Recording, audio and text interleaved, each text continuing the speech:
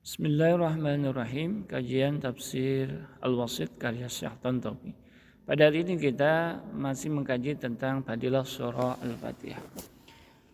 Warawa telah meriwayatkan Imam Muslim an Abi Hurairah dari sahabat Abi Hurairah radhiyallahu an. Anin Nabi sallallahu alaihi wasallam dari Nabi Muhammad sallallahu alaihi wasallam qala beliau bersabda, man shalla salatan, barang siapa yang mengerjakan salat, lam yaqra fiha bi ummil Qur'an, namun tidak membaca ummul Qur'an yaitu Al-Fatihah, fa khadajun, maka itu tidak sempurna. Khadajun sampai diulang 3 kali. Ai ghairu tamamin, yaitu tidak sempurna. Fakila, maka dikatakan li Abi Hurairah pada Abu Hurairah, inna nakun wara al imam, kami itu posisinya belakang imam. Faqala iqra biha fi nafsik, maka tetaplah baca olehmu surah Al-Fatihah. Fa inni sami'tu Rasulullah sallallahu alaihi wasallam, maka sesungguhnya saya telah mendengar Rasulullah sallallahu alaihi wasallam bersabda, qala Allah berfirman, qasamtus salata baini wa baina abdi nisfaini. Allah berfirman bahwasanya saya telah membagi salat. Salat di sini artinya Fatihah. Baini, di antaraku dan di antara hambaku, nisfaini, menjadi 2 bagian. Wali abdi ma sa'ala, dan bagi hambaku adalah apa yang dia pinta. Fa idza qala al-abdu, maka apabila hambaku berkata alhamdulillahirabbil alamin, qala Allahu, maka Allah akan menjawab hamidani abdi, hambaku telah memujiku. Wa idza qala ar-rahmanir rahim, apabila hambaku telah membaca ar-rahman ar-rahim, qala Allah taala, maka Allah menjawab asna alayya abdi, hambaku telah memuji kepadaku. Wa idza qala maliki yaumiddin, apabila hambaku membaca ayat maliki yaumiddin, qala Allah, maka Allah akan menjawab majjadani abdi, hambaku telah mengagungkanku. Fa idza qala iyyaka na'budu wa iyyaka nasta'in, qala Allah, maka Allah akan menjawab hadza baini, ini adalah di antaraku, wa baina abdi, dan di antara hambaku, wal abdi, dan bagi hambaku, ma sa'ala, apa yang dia pinta. Fa idza qala, apabila hambaku berkata ihdinas siratal mustaqim siratal ladzina an'amta 'alaihim ghairil maghdubi 'alaihim waladdallin, qala Allah, maka Allah akan menjawab hadza li 'abdi, ini adalah untuk hambaku, dan wali 'abdi ma sa'ala, dan bagi hambaku apa yang dia pinta. Jadi dalam hadis ini Rasul bersabda, saking penting-pentingnya surat Al-Fatihah, maka Rasul bersabda, barang siapa yang membaca surah Al-Fatihah, barang siapa yang sholat tapi tidak membaca surah Al-Fatihah, maka sholatnya tidak sempurna, tidak sah, maka harus diulang kembali. Bagaimana kalau posisinya kita sebagai makmum?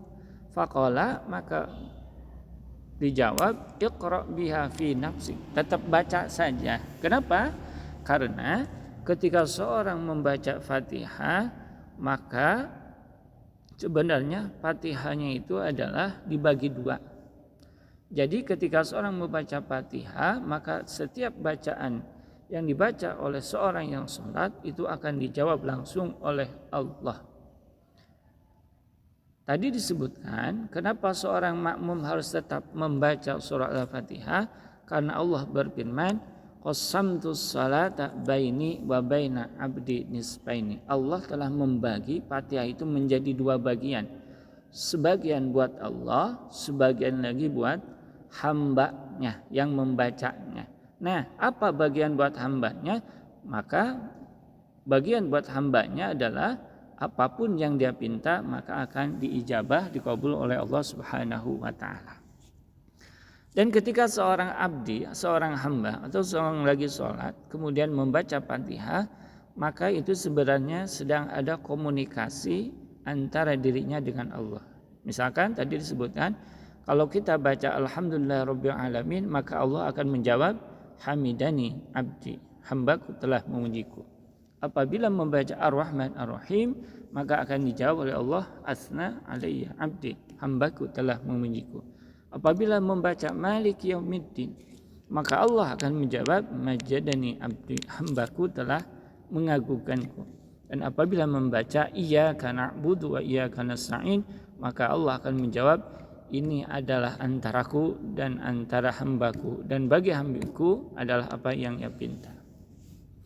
Dan ketika hambaku membaca ihdinas siratal mustaqim sampai terakhir, maka Allah akan menjawab hadza li abdi wa li abdi ma sa'ala.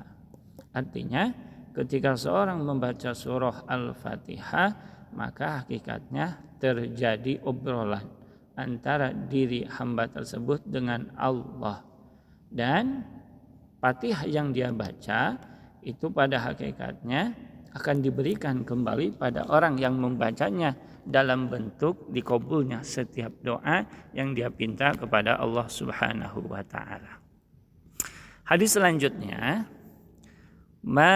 yaitu hadis yang dikeluarkan oleh Imam Ahmad fi musnadihi, dalam musnadnya, an Abdullah bin Jabir, dari Abdullah bin Jabir, anna Rasulullah sallallahu alaihi wasallam qala lah, Rasul pernah bersabda kepada Abdullah bin Jabir, ala ukhbiruka, maukah aku beritakan kepadamu, bi akhyari suratin bil Quran, satu surat terbaik di dalam Al-Quran. Qultu, maka saya menjawab, bala ya Rasulullah, tentu saja ya Rasulullah. Qala iqra alhamdulillahi rabbil alamin hatta takhtimah. Maka kata Nabi, bacalah surah Al-Fatihah hingga akhir. Dalam hadis ini Rasul ingin memberitahukan kepada salah seorang sahabat, yaitu Abdullah bin Jabir, terkait surat atau surah yang terbaik dalam Al-Quran, yaitu tidak lain dan tidak bukan adalah surah Al-Fatihah.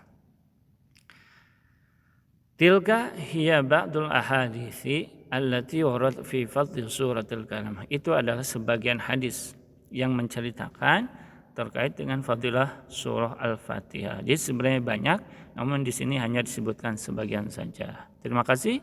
Kita sambung lain kesempatan. Assalamualaikum warahmatullahi wabarakatuh.